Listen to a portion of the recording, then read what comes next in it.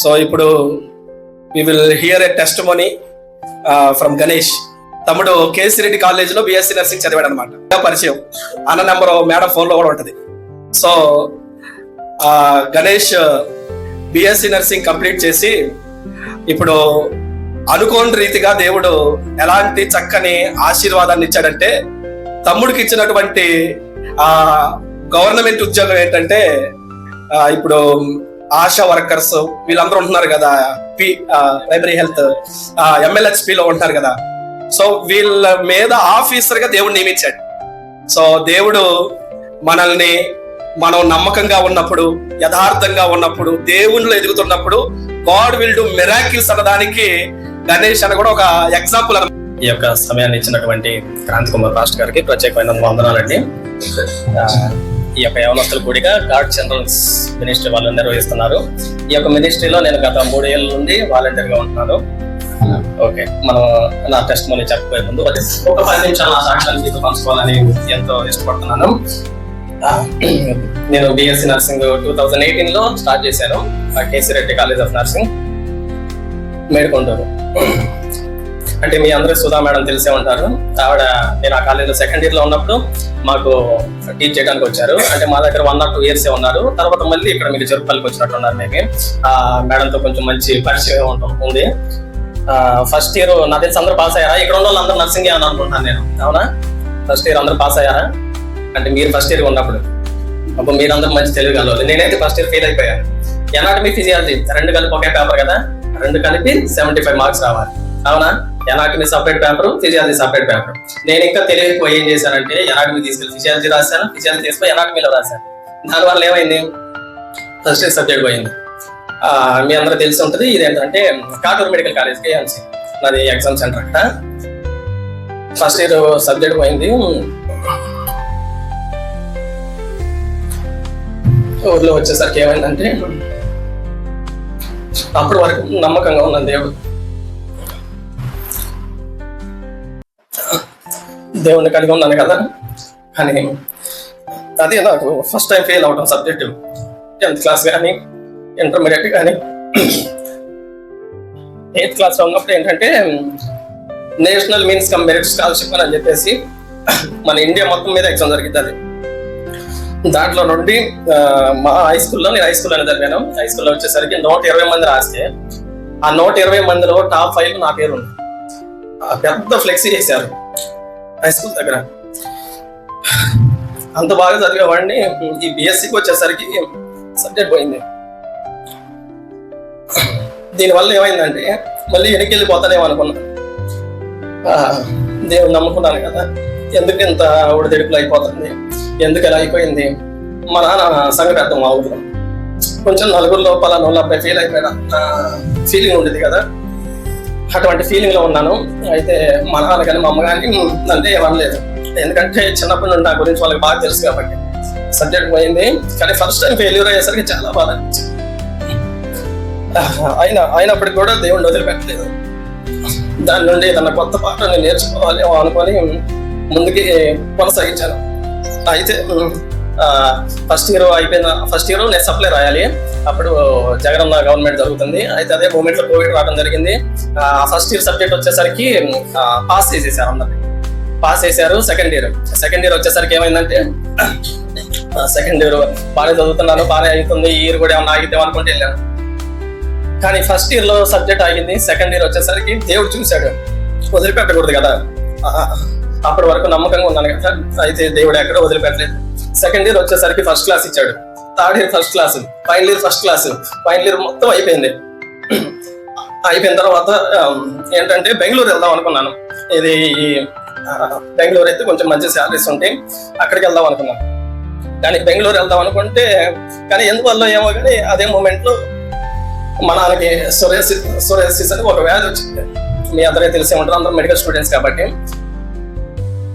Once అది attack అయితే దానికి ఏంటంటే అది ఇదవటం ఉండదు, అంటే తగ్గటం ఉండదు. అదొక ఆటో ఇమ్యూన్ డిసీజ్ లాంటిది. అయితే ఇప్పుడు ఆ పరిస్థితిలో మా నాన్న వదిలిపెట్టి నేను వెళ్ళలేను కదా. ఎలా ఉందంటే ఆ పరిస్థితి మా నాన్న చూస్తుంటే ఈ ఒళ్ళంతా ఇలా స్కిన్ ఉంది కదా మనకి, ఈ స్కిన్ కనబడదు, మొత్తం బొప్పలుగా వచ్చింది. మా నాన్న బాప్తిసం తీసుకున్నాడు, సంఘ పెద్దగా ఉన్నాడు, బాగానే నడుచుకుంటున్న రోజుల్లో కుటుంబం మంచి ఒక లైన్ లో ఒక పొజిషన్ లో ఉంది అనుకున్నట్ట. ఇది ఒక డ్రాబ్యాక్ లా జరిగింది మాకు. అయితే ఇంక నేను బెంగళూరు ఆగిపోదాం అనుకున్నాను. ఒక 20 హాస్పిటల్స్ తిరిగాను మన అంత తీసుకునే.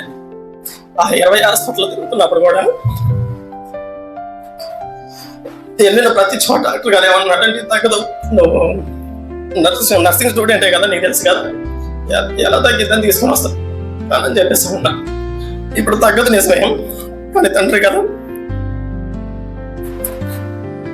వదిలిపెట్టలేను కదా, నేను చూపించాల్సిన బాధ్యత కదా నాకు. 20 డాక్టర్లు ఒకటే మాట చెప్పారు తగ్గదని, కానీ పరమ డాక్టర్ ఏమన్నా వదిలిపెడతాడ?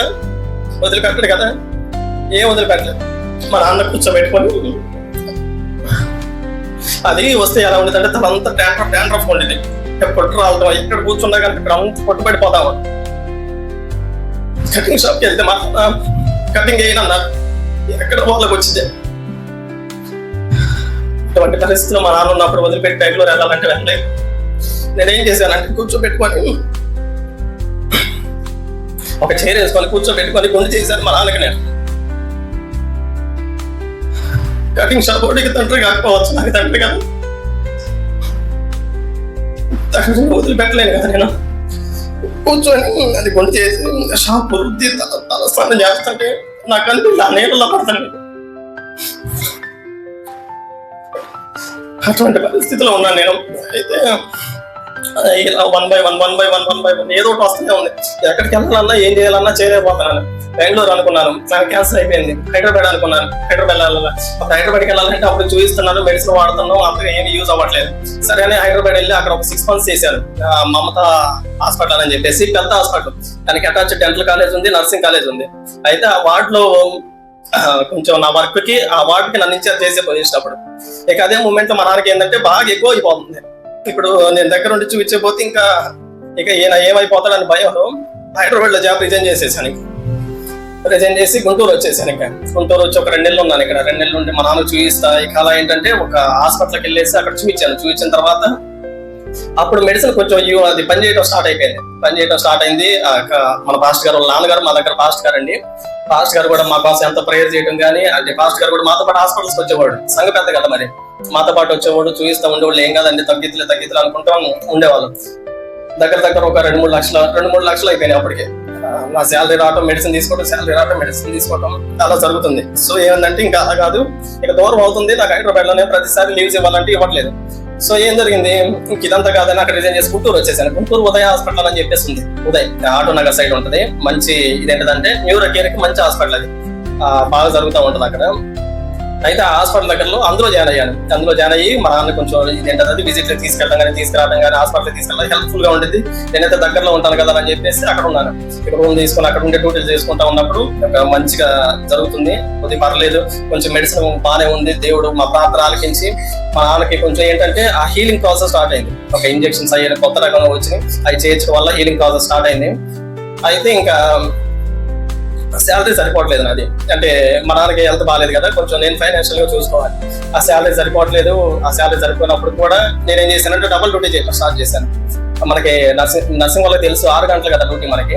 6, 8, నైట్ అయితే 12, అవును కదా. అయితే మార్నింగ్ ఒక షిఫ్ట్, ఈవినింగ్ ఒక షిఫ్ట్ చేసేవాడిని. మార్నింగ్ 7కి స్టార్ట్ అయితే నైట్ వచ్చేసరికి 10 అయిపోయింది నేను డ్యూటీ నుండి. అలా డబుల్ డ్యూటీ, ఆ శాలరీస్ చేసుకుంటూ అలా చేయడం మొదలు పెట్టాను. అయితే కొంచెం ఎలాగోలా దేవుడి దయ వల్ల మా నాన్న సెట్ అయిపోయి కొంచెం బాగానే ఉన్నాడు. హీలింగ్ బాగానే ఉంది, ఇంట్లో ఉండటం అలా బాగానే ఉంది. ఆ మూమెంట్ లోనే ఇంకేంటంటే ఇంకా ఇంతేనా, ఈ నర్సింగ్ సైడ్ అనవసరంగా వచ్చానేమో, మీ అందరికి కూడా అనిపిస్తూనే ఉండదు. ఇది ఒక ఏం జాబ్, ఇది 12,000 రూపాయల జాబ్, ఎందుకు వచ్చాము ఇటు సైడ్ అని. ఇప్పుడు ఏంటంటే కాలేజ్ పీరియడ్ కాబట్టి మీకు అంతగా తెలియదు. ఈ బయట ఫీల్డ్ లోకి వచ్చిన తర్వాత ఏంటంటే హాస్పిటల్కి వెళ్ళిన తర్వాత ఒక పేషెంట్ కంప్లీట్ కేర్ మనమే ఉండాలి. ఏముంది, డాక్టర్ వస్తాడు, నోట్స్ రాస్తాడు, వెళ్ళిపోతాడు. ఇప్పుడు మిగతా వాళ్ళు కానీ ఎవరు ఈ ఫిజియోథెరపీ వాళ్ళు వీళ్ళందరూ వస్తారు కదా, కొంతమంది చూసుకొని ఒక 1 గంట వెళ్ళిపోతారు. మనకు కంప్లీట్ గా పేషెంట్ కి ఇదేంటది ఫుడ్ పెట్టేప్పటి నుండి వాడు మోషన్కి వెళ్ళినా కానీ మనం రికార్డ్ చేసుకుంటా ఉండాలి. సో కంప్లీట్ కేర్ మనం ఇవ్వాలి. అయితే ఆ హాస్పిటల్లో అంతే నమ్మకంగా పనిచేస్తున్నారు. ఒక షిఫ్ట్ ఇన్ఛార్జ్ చేశారు అన్న. అక్కడ ఒక 10 మంది మా షిఫ్ట్ ఉంటే స్టాఫ్, ఆ షిఫ్ట్ నేను ఇన్ఛార్జ్ని. ఆ 10 మందిని నేనే మేనేజ్ చేస్తా ఉండేవాడిని. ఇక ఇంతేనా అనుకుంటున్న మూమెంట్లో ఏంటంటే ఎయిమ్స్ ప్రిపేర్ అవుదాం అనుకున్నా. మీ అందరూ తెలిసే ఉంటుంది ఎయిమ్స్ గురించి, ఇప్పుడే ఐడియా ఉంటుంది. ఎయిమ్స్ ప్రిపేర్ అవుదాం అని చెప్పేసి ఎయిమ్స్ క్లాస్ సుమంత్ అన్నారని ఒక అన్న ఉంటాడు, ఢిల్లీలో ఎయిమ్స్ ఆఫీస్ ఆయన. మన తెలుగు వాళ్ళ కోసమని యూట్యూబ్ ఛానల్ పెట్టాడు, మెడిసిన్ నర్సింగ్ అని. మీరు తర్వాత చూడండి, చాలా బాగుంటాయి క్లాసెస్. అయితే ఎయిమ్స్ ప్రిపేర్ అవుదాం అని కూర్చున్నప్పుడు మూమెంట్ ఏమైందంటే, ఒక MLHP అన్న తెలుసు నాకు. ఈ MLHP అన్న ద్వారా ఏంటంటే మన ఏపీ మొత్తం మీద 2 పోస్టులు పడ్డాయి న్యూరో హెల్త్ డిపార్ట్మెంట్ నుండి. వాళ్ళు ఎలా అంటే direct WHO World Health Organization తో టైఅప్ అయి ఉంటారు. వాళ్ళు ఏంటంటే ఒక సేవా సంస్థ లాంటిది ఒక్కొక్క స్టేట్ ని తీసుకుంటారు. వాళ్ళు ఆ స్టేట్ లోకి వచ్చేసరికి వాళ్ళ ప్రాజెక్ట్ అంటే హెల్త్ ని ప్రమోట్ చేస్తూ ఉంటారు. వర్క్ సరిగ్గా జరుగుతుందా లేదా ఇవన్నీ చేస్తూ ఉంటారు. మన ఏపీ మొత్తం మీద 2 పోస్టులే పడ్డాయి. ఈ 2 పోస్టులు ఇక తమ్ముడు అప్లై చేయాలని వస్తుంది, చూద్దాం అంటే ఏపీ మొత్తం మీద నర్సింగ్ వాళ్ళు ఎంతమంది ఉంటారు సుమారుగా చెప్పండి? 1 లక్ష మంది ఉంటారా? సింపుల్ గా 5 లక్షలు ఈజీగా ఉంటారు. ఈ 5 లక్షల్లో రెండు పోస్టుల్లో నాకు కాకపోతే అసలు జరిగే పనేనా? అసలు అవుతుంది అన్న, ఇవన్నీ అవ్వాలన్నా వదిలేసా అన్నానంటే జస్ట్ అప్లై చేద్దాం, తమ్ముడు వస్తే వచ్చింది లేదంటే లేదా అని చెప్పేసి అంటే అప్లై చేయలేదు నేను. అయితే నా రెజ్యూమ్ అన్న పంపించేసాడు. అన్న వాళ్ళ మేడంకి అలా పంపించి ఆన్లైన్ చేశారు దాన్ని. ఆన్లైన్ జరిగినప్పుడు ఇక దాని గురించి ఏం అప్డేట్ రావట్లేదు. ఇవన్నీ జరిగే కాదు అని చెప్పేసి అలా డ్యూటీకి వెళ్తున్నాను వస్తున్నాను. ఇక అదే మూమెంట్ ఏం జరిగిందంటే, ఒక రోజు ఇంటర్వ్యూ కాదుందని చెప్పేసి నాకు 2 days ముందు ఇన్ఫార్మ్ చేశారు, మెయిల్ వచ్చింది. అదేంటప్ప ఇది మనం ఏం ప్రిపేర్ అవ్వలేదు కదా, ఇది ఏంటి అనుకోకుండా ఇలా జరిగిందని చెప్పేసి అనుకున్నాను. ఇక అదే మూమెంట్ ఇంటర్వ్యూ కాదు ఉంది. ఈ ఇంటర్వ్యూ కూడా జరిగినప్పుడు సంగతులు అనుకున్నాను. అయితే మార్నింగ్ 10కి ఇంటర్వ్యూ అన్నారు. సరే అని చెప్పేసి నేను లీవ్ తీసుకున్నాను హాస్పిటల్లో. సరే అటెండ్ చేద్దామని. ఆ 10 కాస్త ఈ రోజు క్యాన్సిల్ అయింది అన్నారు. మళ్ళీ తర్వాత 11కి అన్నారు, మళ్ళీ 12కి అన్నారు. అలా డిలే అవుతుంది. ఇవన్నీ అయ్యే కాదులే. ఏంటంటే మన గవర్నమెంట్ జాబ్ రావాలంటే ఈ రోజులు ఎలా ఉందంటే డబ్బులు కడితే గవర్నమెంట్ జాబ్ వచ్చింది. మనం ఆ ఏపీ మొత్తం మీద 2 పోస్టులు పెడితే ఆ 2 పోస్టులు మనం ఎంత డబ్బులు కట్టాలి? సుమారు ఒక 10 లక్షలు కట్టాలి. మన 10 లక్షలు మనకు అయితే 12,000 రూపాయల జీతానికి మనం చేసేవాళ్ళం. 10 లక్షలు కట్టడం అయితే 1 లక్ష రూపాయలు కూడా కట్టే పరిస్థితి కాదు నాది. అయితే సరే అని చెప్పేసి డిలే అయింది అలా ముందుకెళ్తాం. ఒక రోజు ఇంటర్వ్యూ కాల్ జరిగింది. సరే అని చెప్పేసి లాగిన్ అయ్యి యాడ్ అయ్యాను. అయితే ఇక ఆవిడ మాట్లాడుతూ ఉంది, ఏంటి ఈ నర్సింగ్ ఎందుకు ఎంచుకున్నామని అని చెప్పేసి. నేను ట్రూత్ఫుల్ గా ఏం చెప్పానంటే, నాకు MBBS చేయడం అంటే చాలా ఇష్టం. అయితే అలా అటు సైడ్ వెళ్ళాలి మేడం, కాబట్టి నేను అన్ఎక్స్పెక్టెడ్ నా ఫైనాన్షియల్ బ్యాక్గ్రౌండ్ సైకిల్ కిట్ రావడం జరిగింది మేడం అని చెప్పాను. అయితే నువ్వు ఏ పోస్ట్ తీసుకుంటున్నావో నీకే ఒక క్లారిటీ లేదు, నువ్వు ఒక రీతిగా వెళ్ళలేదేమో అని చెప్పేసి అంది. ఇంకా నేనేం చేశానంటే, ఇంకా ఎవరికి ఫస్ట్ లోనే ఇలా అయింది కదా, ఇంటర్వ్యూ అంటే ఏంటంటే ఫస్ట్ వాళ్ళకి వాళ్ళకి నచ్చాలి. ఇక ఫస్ట్ లోనే పోయింది కదా, ఇదంతా ఇది అట్లేదులే అని అనుకుంటే నేను ఇంకంతే. ఆవిడ మాట్లాడితే నేను వింటా ఉన్నాను. సెల్ఫ్ ఇంట్రొడక్షన్ అన్నారు, అవన్నీ అయిపోయింది. అయితే ఆవిడ కొన్ని క్వశ్చన్స్ అడగడం జరిగింది. బెంగళూరు ఆవిడ ఉండేది. అయితే అడిగే ప్రతి దానికి కూడా నేను చాలా బాగా చెప్పాను. అంటే నేను చెప్పే మాట కాదు, ఇంటర్వ్యూ అయిపోయిన తర్వాత ఆవిడే చెప్పింది. చాలా బాగా చెప్పారు, బాగా జరిగింది ఇంటర్వ్యూ. ఫస్ట్ రౌండ్ అయిపోయింది. ఫస్ట్ రౌండ్ క్లియర్ అయిందంటే సెకండ్ రౌండ్ ఉండిద్దామని చెప్పారు. సెకండ్ రౌండ్ లో ఇంకేంటంటే ఈ శాలరీస్ గురించి వీటి గురించి ఎక్స్ప్లెయిన్ చేస్తానని చెప్పేసి అన్నారు. సో అమ్మాయి అయిపోయిందని చెప్పేసి ఇంటికి ఫోన్ చేసి హ్యాపీగా చెప్తే మమ్మల్ని ఇంటికి పండుగ చేశారు. ఇక సరే అని చెప్పేసి అయిపోయిన తర్వాత 2 రోజుల తర్వాత ఇంటికి వెళ్ళిన తర్వాత, ఇంటికి ఉన్నప్పుడు ఆ మేడం వాళ్ళ పియ్య నాకు మళ్ళీ లింక్ పంపించి సెకండ్ రౌండ్ ఇంటర్వ్యూ అన్నారు.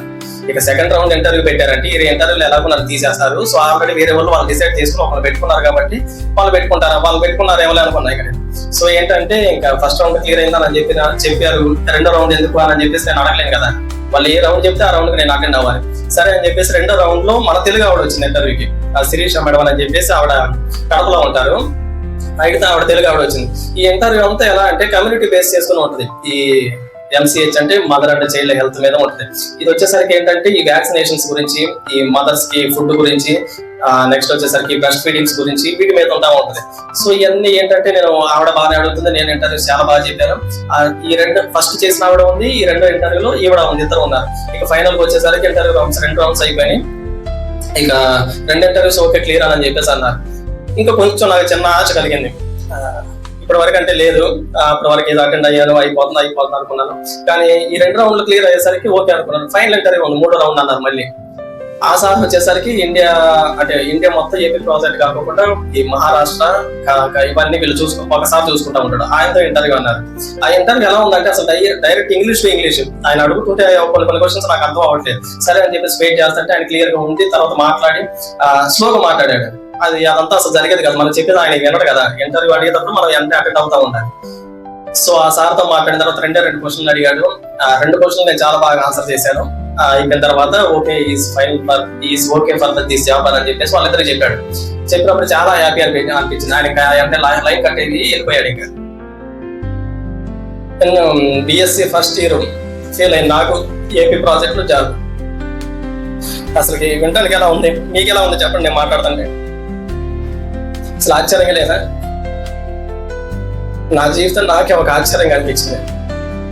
ఏపీ ప్రాజెక్ట్ లో ఓవరాల్ గా 2 పోస్టులు పడితే ఆ 2 పోస్టులు ఒక పోస్ట్ నాకు రావటం అసలు జరిగే పని అనేది అసలు ఏ మాత్రం జరిగే పనే కాదు.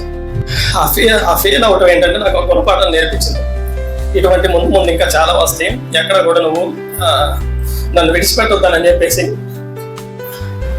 ఒక గుర్తింపు లాగా దేవుడు ఏమన్నా అక్కడ ఎగ్జామ్ లో నేను ఫెయిల్ అయి ఉంటానేమో అనిపించింది. ఆ ఫెయిల్యూర్ నుండి ఇప్పటి వరకు కూడా నేను ఎంతవరకు అక్కడ ఫెయిల్ అయ్యింది లేదు. దేవుడు గొప్ప స్థాయిలో ఉంచాడు. జాబ్కి వెళ్ళాలంటే అదే ఇంతకుముందు నేను చేసిన హాస్పిటల్లో జాబ్కి వెళ్ళాలంటే నా రూమ్ నుండి నేను నడిచి ఒక 1/2 కిలోమీటర్ నడిచి అక్కడ నుండి మళ్ళీ ఆటోలో ఆపుకొని ఆటో నుండి మళ్ళీ జాబ్కి వెళ్ళాలి. మళ్ళీ షిఫ్ట్ 3ంటికి అయిపోతే మళ్ళీ ఆటోకి మళ్ళీ రూమ్కి వచ్చి మళ్ళీ తినేసరికి 4-5 మార్నింగ్ షిఫ్ట్ చేసేది. అటువంటిది ఈరోజు నా జాబ్ ఎలా ఉందంటే ఒక పెద్ద 5 స్టార్ హోటల్ ఇస్తారు నాకు ఒక రూము. ఇప్పుడు సపోజ్ ఈ ఏపీ మొత్తం మీద ఏ డిస్ట్రిక్ట్ విజిట్ చేస్తే ఆ డిస్ట్రిక్ట్ వెళ్తాను నేను. డైరెక్ట్ డిఎంహెచ్ ఆఫీస్ నుండి మాకు పర్మిషన్స్ వస్తాయి. ఈ పిఏ వాళ్ళు ఉంటారు, వాళ్ళు పర్మిషన్స్ ఇస్తారు మేము రావడానికి. మాకేంటంటే మధ్యలో ఎవరు ఆపడానికి కూడా ఏ మాత్రం అర్థం తేవడానికి కూడా మీరు ఎవరిని అడిగి వచ్చారనే మాట రాకుండా మేము నెక్స్ట్ వీక్ వెళ్తామంటే ఈ వీక్ నుండి పర్మిషన్స్ అన్ని రెడీ చేసి పెడతారు మాకు. నాకు ఇచ్చే హోటల్ ఎలా ఉంటుంది అంటే నాకు తెలిసి అది నేను జీవితంలో ఉండలేను. ఎవరైనా ఒక రోజుకి 5,000 కడతారు ఆ రూమ్కి ఆఫీస్ నుండి. ఒక రోజుకి ఎంత 5,000. నా జీతం ఎంత హాస్పిటల్లో నేను ఉన్నప్పుడు 12,000 నుండి 15,000. 3 రోజులు పేమెంట్. అది నేను 4 రోజులు కష్టపడాలి ఆ జీతం కోసం నేను. అవునా? పైన రూమ్ లో నుండి కిందకి వచ్చేసరికి డ్రైవర్ రెడీగా ఉంటాడు నా కోసం కింద. నేను 8:30కి స్టార్ట్ అవుతానంటే 8:10కి ఉంటాడు డ్రైవర్ నా కోసం. డ్యూటీకి వెళ్ళాలంటే ఇంతకుముందు ఎలా వెళ్ళాను నేను, ఆటోలో ఆపుకొని మరీ వెళ్ళాను. ఇప్పుడు నా జీవితం ఎలా ఉంది? ఒక డ్రైవర్ నా కోసం ఎదురు చూస్తూ ఉంటాడు. ఒక బ్రేక్ఫాస్ట్ కోసం ఆ హోటల్కి వెళ్తే నాకు తెలిసి అక్కడ టిఫిన్స్ ఎప్పుడు ఉంటాయో తెలుసా? ఒక 30-40 టిఫిన్స్ ఉంటాయి. అందులో ఒక జ్యూస్ కాను స్టార్ట్ చేస్తే లాస్ట్ కు బ్రెడ్ ఆమ్లెట్ అవన్నీ ఒక ఎంతంటే మన ఇష్టం. ఇక బఫెట్ లాగా ఉంటుంది. బావరికి కూర్చొని మనం తినాలి. ఇక నీ ఇష్టమే కాదు. తినటానికి కష్టంగా ఉన్నటువంటి రోజులు నాకు. ఈ రోజు తిని ఎక్కువ అంటే తినలేనంత ఫుడ్ ఉంది నా కోసం అక్కడ. ఎలా మార్చాడు నా జీవితాన్ని దేవుడు. మా నాన్న కటింగ్ షాప్ తీసుకెళ్ళి కటింగ్ చేయమంటే కటింగ్ షాప్ అన్నాడు. కటింగ్ చేయను అన్నాడు. ఆ వ్యాధి ఎక్కడ నాకు తాకిద్దానని చెప్పేసి అటువంటి జీవితంలో నుండి ఎక్కడ తీసుకొచ్చాడంటే గొప్ప స్థాయిలో కూర్చోబెట్టాడు ఇప్పుడు దేవుడు నన్ను. ఇప్పుడు ఈ ప్రాజెక్ట్ ఉండని, ఈ ప్రాజెక్ట్ అయిపోని, ఈ జాబ్ ఉండని, జాబ్ పోని, ఏమైనా అవని, కానీ దేవుణ్ణి మాత్రం విడిచిపెట్టకూడదని అప్పుడే డిసైడ్ అయిపోయాను. ఇప్పుడు ఏంటంటే నేను నిన్న ఈవినింగ్ బయలుదేరి తుని నుండి వచ్చాను. అంటే ఇక్కడ నుండి గుంటూరు నుండి వచ్చేసరికి 300 కిలోమీటర్లు ఉంటుంది. మార్నింగ్ ప్రేయర్కి వెళ్ళాను. ఈ రోజు నైట్కి వెళ్ళాలి. నేను మళ్ళీ కాకినాడ వెళ్ళాలి. అనుకోకుండా అన్న ఫోన్ చేశాడు, క్రాంతి అన్న ఫోన్ చేసి, తమ్ముడు ఒకసారి వస్తావా కొంచెం ఇక్కడ 2 మాటలు మాట్లాడటానికి, అంత నర్సింగ్ పిల్లలు తమ్ముడు కొంచెం ఏదన్నా మాట్లాడటానికి ఇదేంటంటే నువ్వు చెప్పే మాటలు వాళ్ళకి ఏమైనా హెల్ప్ఫుల్ గా ఉంటాయేమని చెప్పేసి. ఇదేంటంటే నేను చెప్పే మాటలు కాదు కానీ దేవుడు చేసిన గొప్ప కార్యాలు నా జీవితంలో. అంటే ఇదేంటి ఇప్పుడు నేను చేశాను, నీకు జాబ్ వచ్చింది కాబట్టి నువ్వు ఎన్నైనా మాట్లాడుతూ అక్కడ నిలబడాలని చెప్పేసి అనుకోవచ్చు మీరంతా. నేను మాట్లాడే మాటలు కాదు, ఈ అద్భుత కార్యాలు మీ జీవితంలో కూడా జరుగుతాయి. ఎందుకు జరగవా చెప్పండి? జరగవా? కన్ఫర్మ్ జరుగుతాయి. ఎప్పుడు? దేవుణ్ణి పట్టుకొని నిలబడినప్పుడు. ఎప్పుడు కూడా దేవుణ్ణి వదిలిపెట్టలేదు. గొప్పగా ఉన్నాను. పాస్టర్ గారు కూడా ఇప్పుడు అంటే నాని అన్నోళ్ళ, క్రాంతి కుమార్ అన్నోళ్ళ నాన్నగారు ఎప్పుడు నాతో బాగా మాట్లాడుతూ ఉంటారు. జాబ్ వచ్చినా జాబ్ రాకపోయినా కానీ ఇంత ముందు కూడా చదువుకునేటప్పుడు కూడా బాగా చదువు గణేష్ అని చెప్పేసి బాగా మాట్లాడుతూ ఉండేవాడు. అయితే ఆ పాస్టర్ గారు చెప్పారని చెప్పేసి కాదు కానీ దేవుడు నా పట్ల ఒక ప్రణాళిక ఉంది. నేను ఎటు వెళ్ళాలనుకున్నాను, బెంగళూరు వెళ్దాం అనుకున్నాను, బెంగళూరు అయిపోయింది. హైదరాబాద్ వెళ్ళాను, హైదరాబాద్ అయిపోయింది. గుంటూరులో ఉన్నాను, గుంటూరు అయిపోయింది. నా ప్రయాణం ఎటు ఉంది అసలుకి? ఏపీ మొత్తం తిరుగుతున్నాను. ఏపీ మొత్తం తిరుగుతున్నానంటే అది ఎలా దేవుడి కృప వల్లే కదా ఇదంతా. ఈ జాబ్ అసలుకి వస్తుందా రాదా అన్న స్థాయిలో ఉన్నా నేను. ఇప్పుడు జాబ్ చేస్తున్నాను నేను. ఇదంతా దేని వల్ల జరుగుతుందంటే ఇదంతా దేవుడి కృప వల్లే జరిగింది. నా జీవితంలో ఎంత గొప్ప కార్యాలు చేశాడు దేవుడు. అలానే మీ జీవితాల్లో కూడా గొప్పగా జరగాలని కోరుకుంటున్నాను. ఎప్పుడు కూడా ఒకటే చెప్తున్నాను, అంటే పొద్దున్న లేచి 4ంటికి చదవండి, సాయంత్రం 11ంటికి చదవండి, ఇవన్నీ నేను చెప్పను. ఎందుకంటే ఎవరి రొటీన్ వాళ్ళకు ఉంటుంది, ఎవరి షెడ్యూల్ ఎలా ఉంటుందో అలా ఉంటుంది. ఏం చేసినా కానీ దేవుడి ముందు పెట్టుకొని ముందుకెళ్ళండి. దేవుడే చూసుకుంటాడు. మన మార్గాలు మొత్తం కూడా దేవుడే సరళం చేస్తాడు. ఇటువంటి గొప్ప సమయాన్ని ఇచ్చినటువంటి దేవుడికి, మన యొక్క WGC మినిస్ట్రీకి, పాస్టర్ గారికి ప్రత్యేకమైన వందనాలండి. ఈ మినిస్ట్రీలో చేరడం వల్లే నాకు ఇవన్నీ జరిగినానని నేను చెప్పట్లేదు. కానీ క్రాంతి అన్న ద్వారా ఒక 3 years బ్యాక్ నేను ఈ మినిస్ట్రీలో చేరడం జరిగింది. ఇంతకుముందు దేవుడు దగ్గరగానే ఉన్నాను. ఈ మినిస్ట్రీ వల్ల ఏంటంటే మరికొంత దగ్గరగా ఉన్నాను. మరికొంత దగ్గరగా ఉండి దేవుడి పనుల్లో కూడా ముందుకు వెళ్తున్నాను. ఈ మినిస్ట్రీ ఇంకా బాగా గొప్పగా ముందుకు తీసుకెళ్లాలని మీలాంటి వాళ్ళకి ఇది బాగా పరిచయం అవ్వాలని కోరుతున్నాను. అలాగే మినిస్ట్రీలో చేరట్లేదు అనేది కాదు, కానీ ఇటువంటి మినిస్ట్రీ నాకు దొరకటం చాలా గొప్పగా నేను భావిస్తున్నాను. అంటే ఇది దేవుడి పని కదా, ఈ దేవుడి పని చేయడానికి నాకు ఇది ఒక ప్లాట్ఫామ్ లాగా అనిపించింది. అలాగే మీ యొక్క జీవితాల్లో కూడా గొప్పగా దేవుడు మలచాలని కోరుకుంటూ నా యొక్క చిన్న సాక్ష్యాన్ని దేవుడు దీవించును గాక. ఆమేన్.